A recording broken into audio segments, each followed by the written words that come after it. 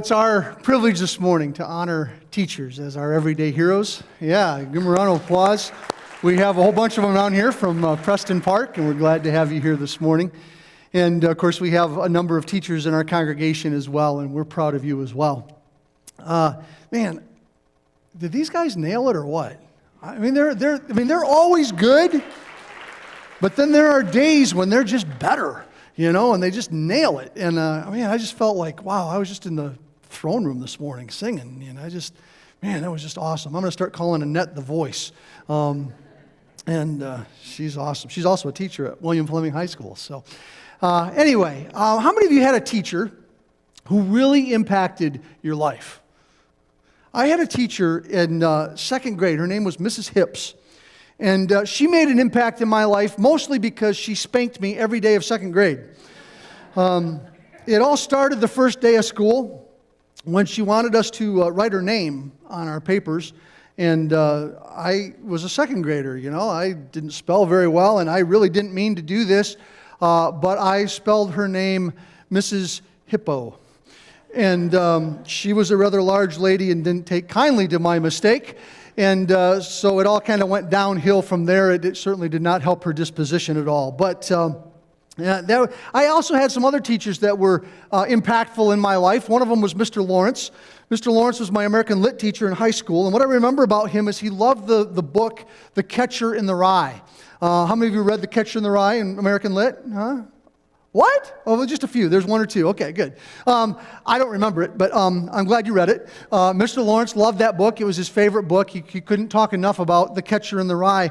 And I don't remember the story, but I remember that at the time there were a bunch of Christians that were trying to get the book banned from the classroom. And, of course, that's always made me a little bit curious to go back and wondered, what was in the book that they wanted it banned, right? But I never have done that. But I was a preacher's kid and a Christian, and so I think Mr. Lawrence took a little bit of offense to that. And so I always felt like he picked on me a little bit because of that. And I don't know. I just kind of felt picked on in his classroom. He claimed to be of the Baha'i religion, which I didn't know nothing about.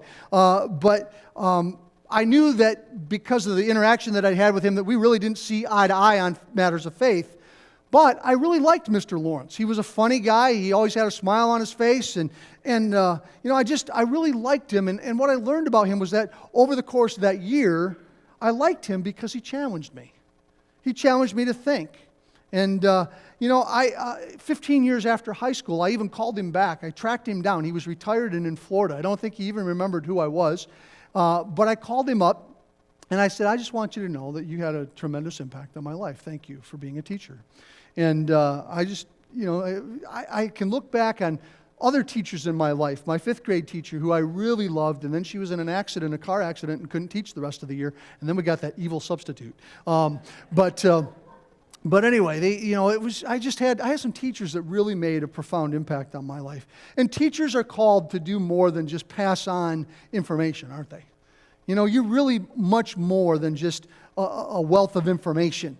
A good teacher inspires a thirst for learning that lasts a lifetime. Bill Clinton said that. On August 5th, 1993, during a ceremony honoring inductees into the Teachers Hall of Fame. Henry Brooks Adams said, teachers affect eternity. They can never know the full range of their influence. And you would think that such an honorable profession, given charge of shaping minds of the future leaders, the profession that teaches and trains all other professions, would receive compensation equal to their awesome responsibilities, wouldn't you? But in our universe, that's not the case. But I found a comic strip that teachers are going to love.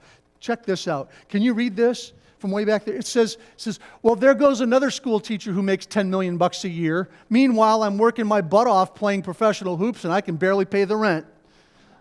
Right? That's awesome. Wouldn't it be great if teachers made $10 million a year? Because that's really what they're worth, when it comes to the influence in the lives of kids. And I like what Tom Brokaw said. He says, it's easy to make a buck, but it's much harder to make a difference. And teachers are about making a difference, not making a buck. Lee Iacocca said, in a completely rational society, the best of us would be teachers, and the rest of us would have to settle for something less.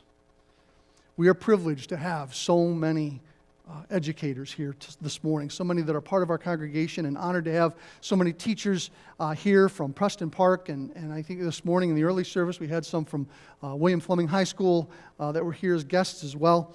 In my family, we joke that you're either a preacher or a teacher. And we got a bunch of both in our family. My grandparents, both my parents, several aunts and uncles and cousins, and even two of my kids are teachers or have been teachers. And so I know firsthand the sacrifices that you make for the sake of your students. I know that your day isn't over when the school day is over, right? You take home tons of work with you at night on a regular basis so that you're prepared to teach the next morning. I know that you spend your own money at times to buy teaching supplies, even though you're drastically underpaid to begin with. I know that you smile in the face of angry parents and unreasonable parents who think that you were unfair for giving their little Johnny a C, even though he earned it. I know that there are days when you feel like quitting.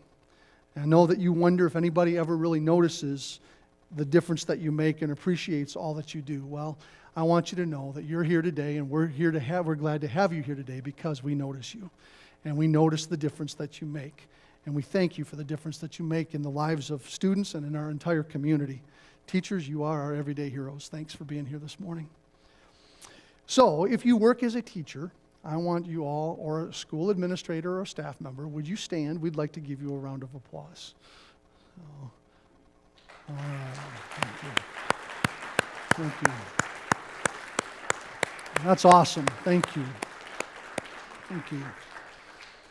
I know that it can be challenging to be a teacher, but after some thought, and I really had to rack my brain for this, I came up with 3 great reasons to be a teacher. They are June, July, and August. Fortunately, you're only, I heard, 7.5 days away. One of the teachers down here said she got like down to the minute. She's counting on summer vacation. So seriously, the greatest reason to be a teacher is the difference that you make in the lives of your students. Never, ever, ever underestimate your influence in the lives of your students. I found a story, and I was going to read it from Chicken Soup for the Soul for Teachers. You probably have one of those books. If you don't have one of those books on your shelf, you should get one, because when there's a bad day, you should just, like, at the end of the day, go get that and just read it, because it's a great book. It's got great stories in it. And there's a story in this book, and I was going to read this thing, but I tend to get real teary-eyed and choke up when I read emotional things, and so I thought, if I try to do this morning, we'll never get through the story. So I asked Marilyn Bell if she would read the story for us. So Marilyn, would you come? Marilyn is a second grade teacher at Roanoke Academy, and we're happy to have her as part of our congregation. So, any kid can be a superstar. Blessed is the influence of one true, loving human soul on another. That is a quote by George Eliot. David was a 5th grader, but his behavior was so aggressive they placed him in my special education class. The first day of school, David arrived in an agitated and angry state. He hit every kid in the class, screaming, "Get out of my way!" and then turned his wrath on me with a quick, "I hate you." Even though this was our first meeting, David flopped into his seat and began to disrupt the class by cussing and fussing. This behavior went on for an entire week. At first, I suspected it was a reaction to being placed in the special education class. Most kids would rather be labeled class clown or bully by peers than labeled stupid. After carefully observing, I suspected there was more to the story.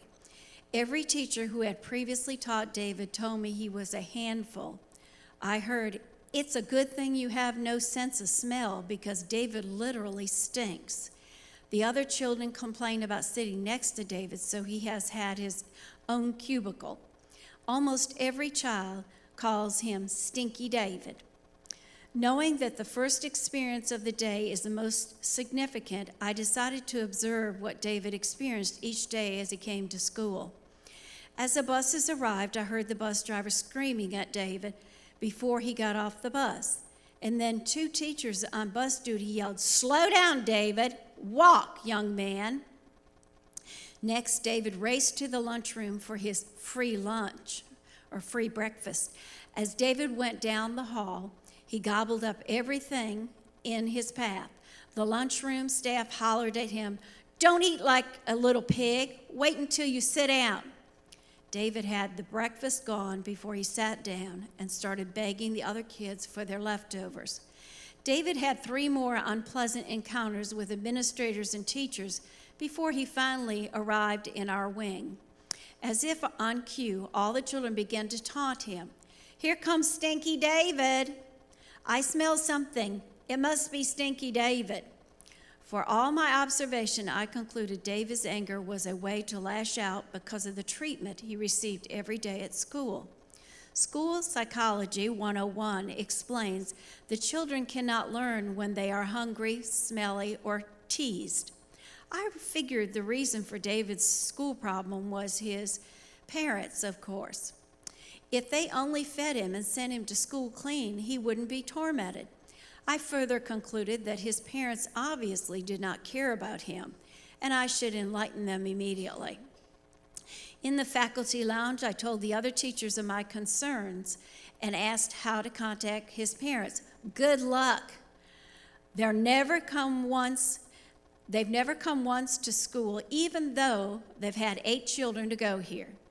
We have sent notes after note, and they will not come in. It seemed my only recourse was to make a home visit. The other teachers exclaimed, "Are you crazy? You can't do that." Let the social services people take care of the problem. Nothing could dissuade me from going. David needed help, and his parents seemed to be the problem. In class, I informed David I would be out to visit his family that afternoon. Because they had no phone, I asked if he would please tell his father I was coming. David said, "You come out to my house, Miss Mulvaney, and our dogs will eat your chicken legs right off." I replied, "Please tell your daddy I'll be out there and I'll bring my chicken legs with me." David lived in a very rural part of town, and after many wrong turns, I was finally instructed to keep going until I heard the dogs. When I spotted David's house, my mouth fell open. It was about to tip over, or so it appeared. I'd heard there was neither running water nor bathroom facilities. Yet there stood David and all his siblings lined up on the porch, quiet and well-behaved. A grandmotherly woman was standing in the doorway, and David's father stood at the bottom of the stairs waiting for me.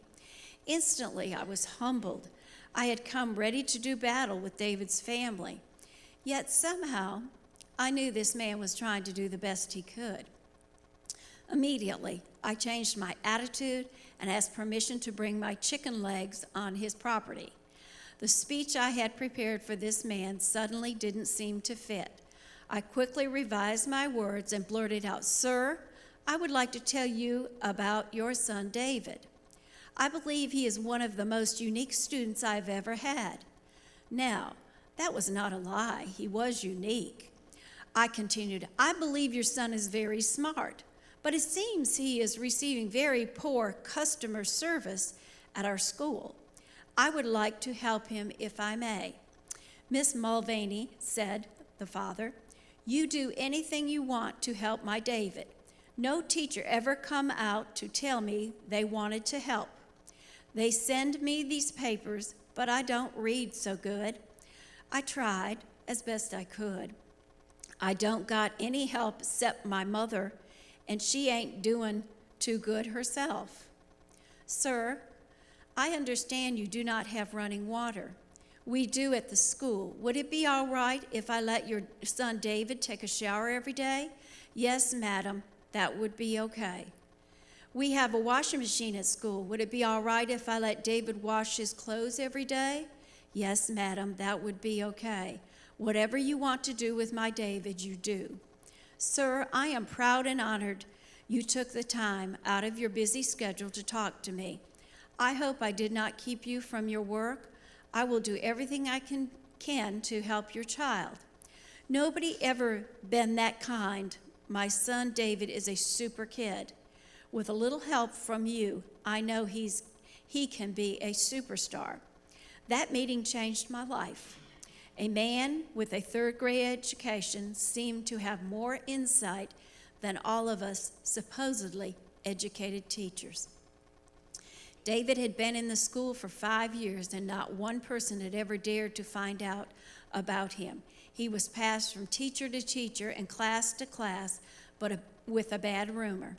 No one ever got close enough to see the superstar under all the dirt except his father, who I foolishly thought didn't care. The next day, David bypassed the teachers at the bus. He even bypassed the free breakfast, which he so loved, and bypassed the children who taunted him. He came racing into my classroom screaming, "You better watch out or Miss Mulvaney will find your house. She'll find your house and tell your daddy you is a superstar. And I ain't stinky no more. I am a superstar." From that moment on, David was a different child, and I became a different teacher. I taught him how to take a shower, wash his clothes, and take care of his personal cleansing. Next, I taught the school staff to see David as a superstar. I went to the lunchroom and asked them to send home extra food for the children and to change the way they addressed him and the rest of the class. From now on, when my students came to the cafeteria, I would like you to say, "Here come the superstars," and they agreed. In a faculty meeting, I instructed the other staff members to please help me increase the self-esteem of my students by addressing them as superstars for 1 solid month. They balked at first, but I promised if they would help me, the behavior of my students would change dramatically in a positive way.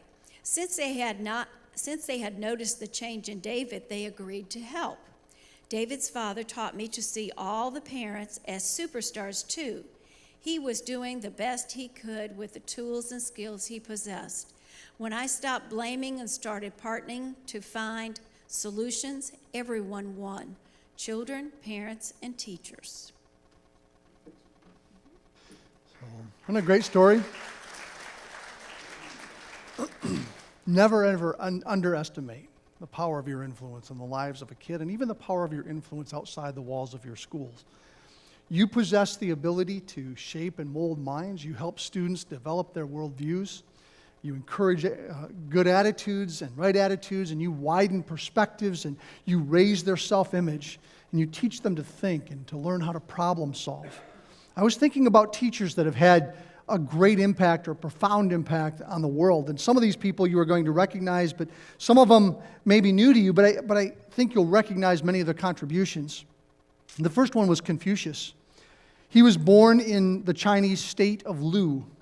He began teaching at age 20, and his theories and principles were spread throughout China, and many people learned his wise sayings. Things like, real knowledge is to know the extent of one's ignorance. Or, it's not possible for one to teach others who cannot teach his own family. Or, the one who knows right principles is not equal to the one who loves them. Often, many of the Chinese proverbs that we hear can be traced back to the teachings of Confucius. He was a great teacher of wisdom. Galileo is another one. In 1589, Galileo became professor of mathematics at Pisa. It was Galileo who proved that objects of different weights dropped from the same height at the same time would hit the ground at the exact same time. In 1609, he created the telescope, and later that year he became the first person to study the surface of the moon. Galileo, as he studied astronomy, he observed Copernicus's theory that the Earth and all the other planets revolved around the sun and not the other way around, as many believed at that time. This observation shook the established church and their belief that the earth and humanity were at the center of creation.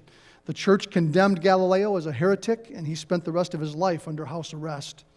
Galileo's contribution to humanity was more than just his discoveries, but his persistence to teach truth in the face of adversity and great personal cost. He was a teacher of great convictions. Sir Isaac Newton invented this amazing little cookie. Just wanted to see if you were paying attention.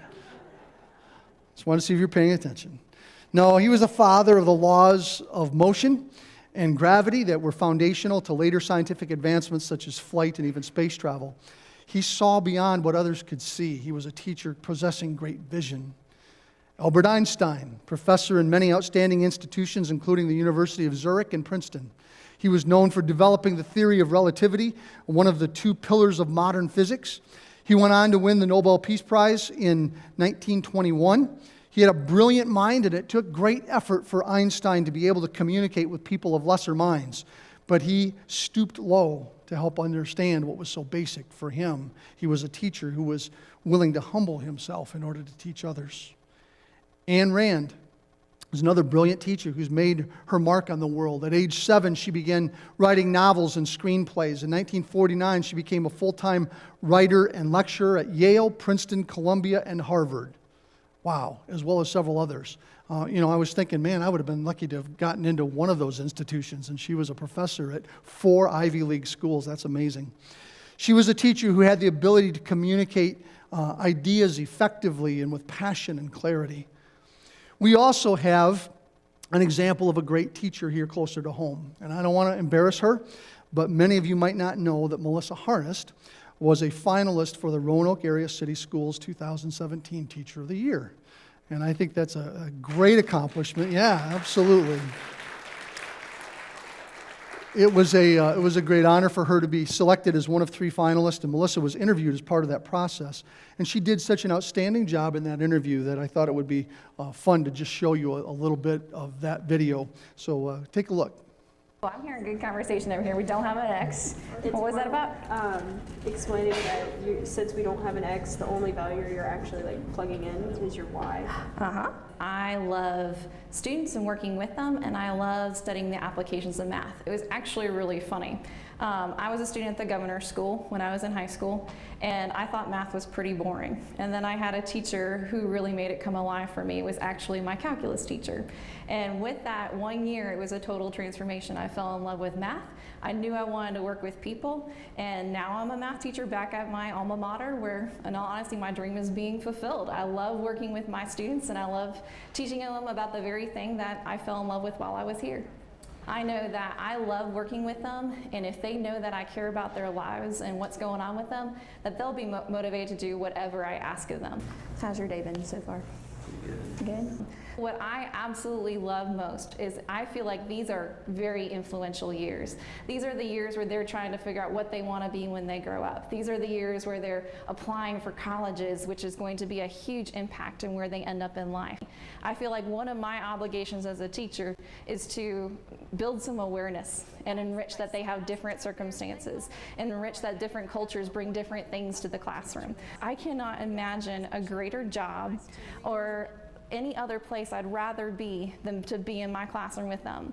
I have no desire to ever go outside of my classroom. I don't want to move up in education and be an administrator at this point because it would take me from what I love most. I love every day with my students.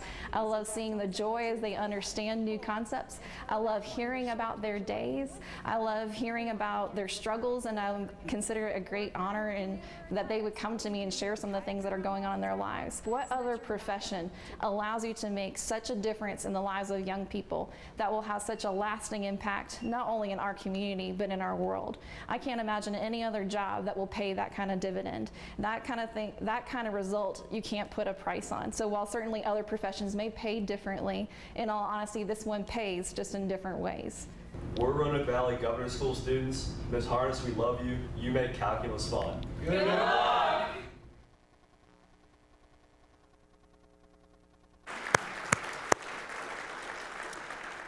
As we list examples of teachers who have made a profound impact on mankind, we cannot overlook the one who I believe stands as the greatest teacher of all time, and that's Jesus. In fact, he is often called the master teacher.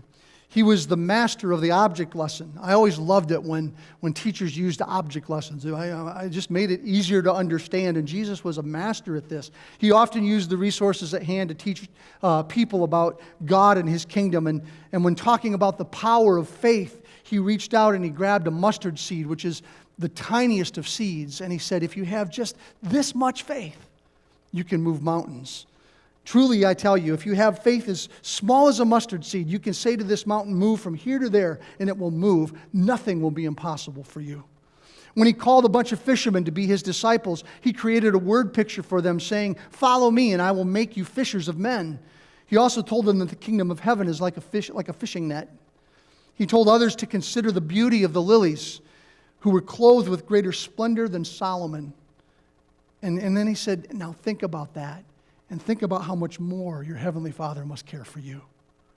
Jesus used common ingredients like dirt and saliva to heal a blind man. I thought, well, that's kind of gross, but it was effective, you know? And if you're blind, you'd go, okay, do whatever you need to do, right? He took bread and wine and told us that they were his body and blood and that were broken and spilled out for the forgiveness of sins. These object lessons enabled Jesus to use common objects to teach truths and new ideas that people had never heard about before. Jesus was also the master communicator. He spoke in a day and a time when the technology to be heard above the crowds and to fill vast spaces was inconceivable, right? I mean, you just go out, but he had crowds that were coming that were 5,000 and 10,000 people coming to listen to him. And yet, he was able to position himself so that he could be heard. Mark 4:1 tells us that Jesus began to teach by the lake. He says the crowd that gathered around him was so large that he got into a boat and sat in it out on the lake, while all the people were on the shore at the water's edge. So using the natural acoustics of the water, he was able to address a large crowd. It was no mistake that Jesus preached the famous Sermon on the Mount from a mountain, from the vantage point of a high place where he could be heard by all. Jesus made it clear to all who would listen. When it was vital, he made it easy to understand. Adults and children, the educated, the uneducated, all alike, they all understood his message. He was also the master of surprise. You know, his teaching kept everyone awake and engaged. Anyone who has ever taught knows that can be a challenge, right? You know, we have people falling asleep in here all the time on Sunday morning. I know that. Fortunately, most of them don't snore. But, you know, someone once said that preaching is the art of talking in someone else's sleep. But preachers aren't the only ones with this challenge. In the middle of class, a teacher noticed that one student was sound asleep. She said, "Billy, wake up your neighbor." Billy replied, "You put him to sleep, you wake him up." I had a professor in college that whipped an eraser at a student that had fallen asleep, beamed him right in the head, knocked him out of his chair. It was effective. He woke up, and I don't think he ever slept in Professor Carter's class again. But no one ever slept when Jesus was speaking. No one ever slept through his lessons. He captivated people's attention. He had them on the edge of their seats, just waiting to see what he would do next. Like, would he turn water into wine? Like they came to hear him talk, like expecting this stuff to happen, right? And would he make the lame man walk or heal a leper? Would he raise the dead today? Imagine if you had been present at the feeding of the 5,000 and yet somehow you had fallen asleep, right? Oh man, you wake up and go, oh, you missed it. You go, well, missed what? Jesus just fed 5,000 with a happy meal, right? He was amazing. He was the master of surprise, kept people on the edge of his seat. He was also the master of inspiration. Jesus understood that the important lessons were going to come out of his life. That's why his disciples spent 24/7 with him. You know, it wasn't about what they read in a book. It was about his life and the impact that just he poured into them. I understand that there's a plaque at the Roanoke City Administration Building which reads, "Children learn more from who you are than from what you teach." There was a pastor who was building a deck, and every day a little neighbor boy would come by and watch him build this deck. And after a couple of days, the pastor said, "Well, are you watching me so that you can learn how to build the deck?" And the little boy said, "No, I'm just waiting to hear what kind of words the pastor says when he hits his thumb with a hammer." Been there, done that. None of us is perfect, are we? Right? But those of us who teach need to be aware that our students are not just listening, they're watching. You know, we need to make sure that what we say to them in the classroom isn't undermined and drowned out by what we do with our lives. The mediocre teacher tells, the good teacher explains, the great teacher demonstrates, but the best teachers inspire.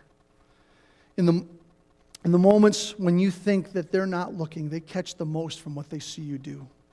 I found this poem. It's called When You Thought I Wasn't Looking.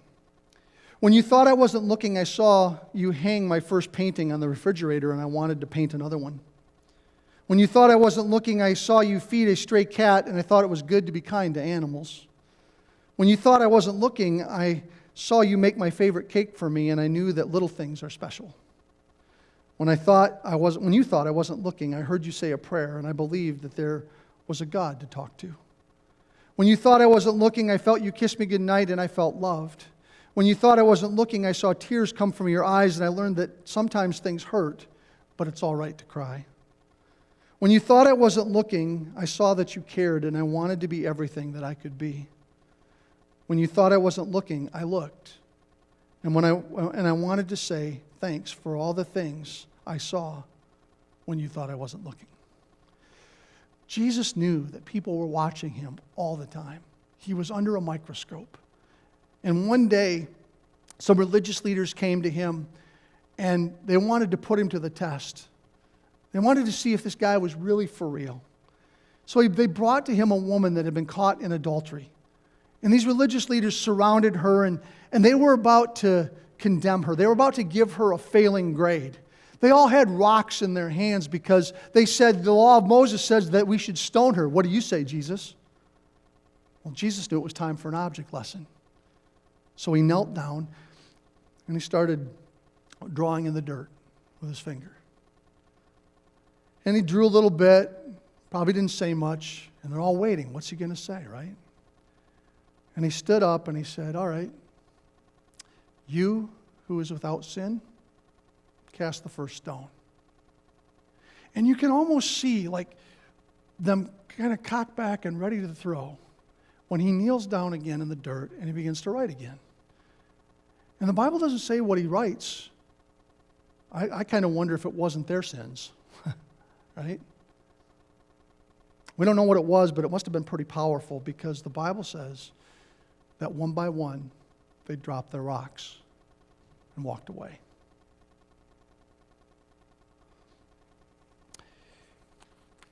He didn't lower the bar. He wasn't condoning her sin. He didn't give her a pass or let her off the hook. But Jesus was being watched. And what they saw when they were watching him was a man filled with compassion, who modeled both grace and mercy. I love that about Jesus, don't you? Jesus used this moment as a teachable moment, and he looked at the woman and he said, ma'am, where are your accusers? She said, there are none, sir. Then he said, then neither do I condemn you. And then it was time to be retested, right? When your kids do really bad on a test, you give them a retest, right? And give them a second chance. And Jesus was all about second chances. So it was time for her to take a retest, and here it was, go and sin no more.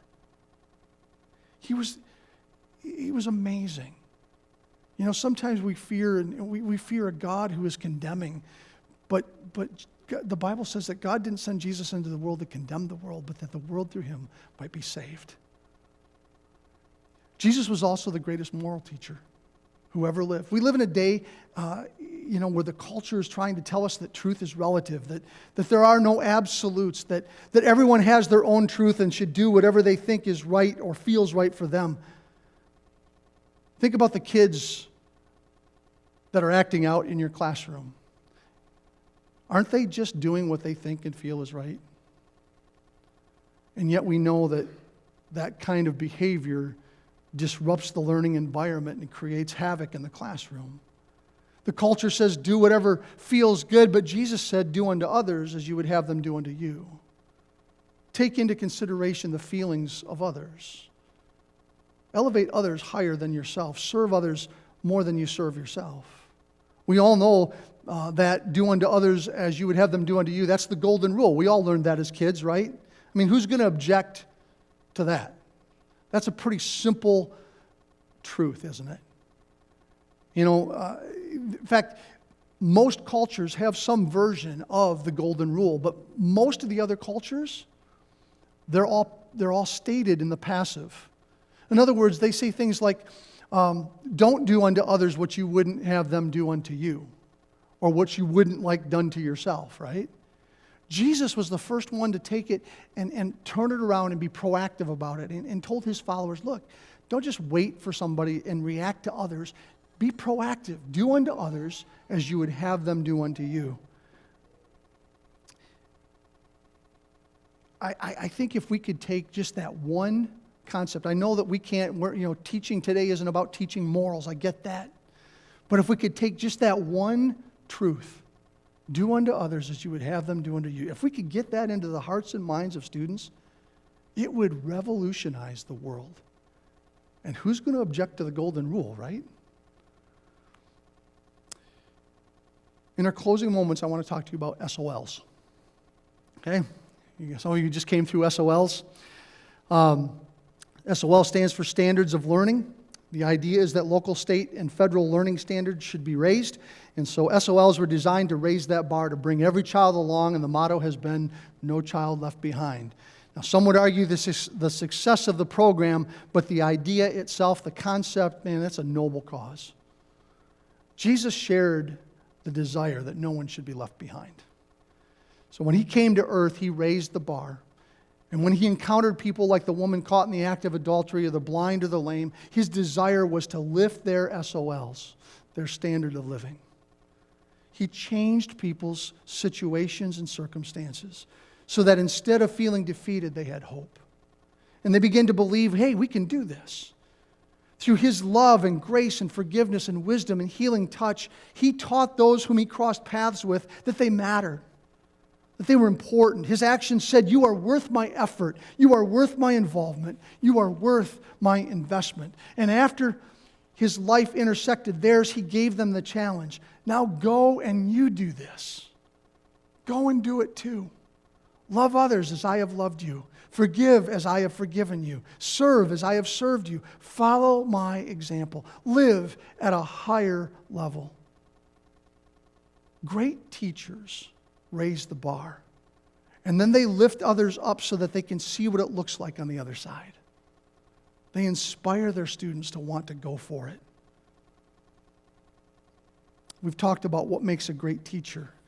And one of the things about a great teacher, I mean, if you can't, it's like not one of the things, it's the thing that makes a teacher a great teacher, and that is their students get it, right? I mean, like if you go home from a day at school and you feel like, Johnny had an aha moment, where he finally got it. You just feel like, wow, what a sense of accomplishment, right? Because that's what we're about as teachers. We want people to get it. And I think one of the hardest parts about being a teacher is that sometimes, no matter what you say or how you say it, sometimes the kids just don't get it. Well, Jesus understands that too. You think about his classroom, and the students that he had, his disciples, right? Two brothers who were always fighting, right?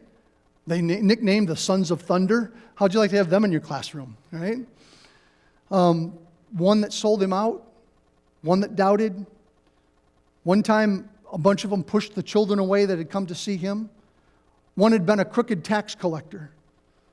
And they all swore that they'd stick by him through thick and thin, and then when he needed them most, they all abandoned him.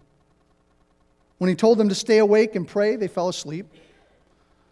When he told them to sleep, one day, when they were in a boat, they all were wide awake with fear. One even cut off a man's ear with a sword. Where did he get these guys, right? Like if you're gonna go out and change the world, you'd think that you'd do a better job of selecting the guys you're gonna work with, right? But you never know. You never know what student is in your classroom, and you're thinking, man, this kid just doesn't get it. But you keep investing in them. You keep pouring yourself into them, because one day they will. You never know what may happen. These guys were Jesus' prize students. I mean, the guys that we just described, they were his prize students. These are the guys who he was preparing to change the world with. Some of you understand Jesus' frustration. You have some of those kids in your classroom. And tomorrow you'll be back with some of those same students. My challenge to you is this: follow the example of Jesus.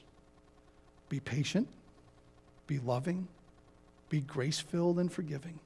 Believe the best about your students. Hold them to a high standard of living. Now, I know that's a tall order, and to, just to try to follow the example of Christ, but God wants to use you to make a difference in your classroom, and more importantly, in the lives of your students. The Bible says in Colossians 3:23, whatever you do, do it with all your heart as unto the Lord. I know you only got a few days left, and then you'll have summer vacation. I know most of you are probably longing for that as much or more than the kids are. See a few heads nodding back there, right? But here's the deal. If you're running low on energy and you're wondering if you're going to make it to the finish line, Philippians 4:13 reminds us that you can do all things through Christ who strengthens you. So go back to your classroom tomorrow and give it your all in Him. I'd like to pray for you if I could, so let's stand for closing prayer.